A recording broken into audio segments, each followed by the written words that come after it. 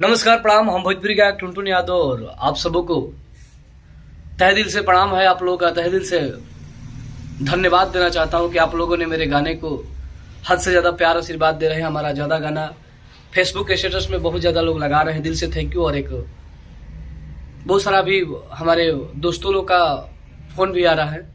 हमारे बहुत सारे फैन लोग कमेंट भी कर रहे हैं कि प्लीज़ भी आप एक उड़ी के अमर कमर हो जाए वाला गाना पे आप एक गाना गाइए। तो मैं बता देना चाहता हूँ कि अगर आप लोग चाहिएगा तो काहे नहीं हम गाएंगे। तो हमने अभी अपने कवि जी से बोला हूँ, सुनील सागर जी से, वो गाना लिखा रहा है और उस गाना पे हिरान का गाना आ रहा है बहुत जल्द। हो सके तो आज रात तक पोस्टर लॉन्च होगा। तो आप लोग अपना प्यार आशीर्वाद बनाए रखिए और भोजपुरी टुनटुन यादव भोजपुरी ब्लॉग्स चैनल को, टुनटुन यादव ब्लॉग्स चैनल को आप लोग ज़्यादा से ज़्यादा सब्सक्राइब करिए और ढेर सारा प्यार आशीर्वाद दीजिए अपने भाई को। और अभी मेरा एक गाना बहुत ज़्यादा दिख रहा है, आई एम दबंग आहिर को देंगे सेंटर में गाहिर, आई एम दबंग आहिर को देंगे सेंटर में गाहिर। और नया साल वाला भी गाना मेरा चल रहा है, मुंड बनावे खातिर भले एक एक पैक पीला सन, मुर्गा कोनो काटा सा प्याज कोनो छीला सन। एगो और गाना हमारा भी ज्यादा लोकता कि रोके शेर के ना दम होला हाथी में रे, तुम्हारी सिक्सर के 6 गोली छाती में रे, छाती में रे। आ पावर होला खाली ओहिर जाति में रे, जाति में रे।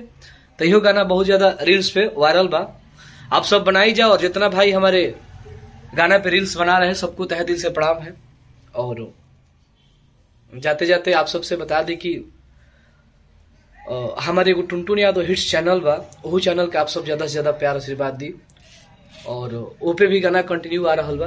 बहुत सारा तमाम चैनल पे गाना आ रहा बा, सबके प्यार आशीर्वाद रुआ सब दी। और इंस्टाग्राम पे हमारे एगो आईडी बा हिरान टुनटुन सिंगर, तो वो आईडी के भी आप सब ज़्यादा से ज़्यादा फॉलो करी और अपन प्यार आशीर्वाद एकदम बने रही। और जाते जाते हम एगो रवा सब गाना सुनाए तनी, हरी किया वो ताटे धमकी रे गोरी तोरा गाँव से, आईडी चलावा ताटे जादू जी के नाम से। और हम तो सोची सोची भइल बानी पागल रे पागल, अरे तो काहे कैला शादी जब पता रहे लागल, और नैहर में रही हिरान संगे भागल।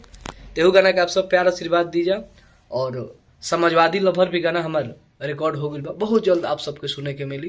तो आप सब अपना भाई पर प्यार बने रही सही।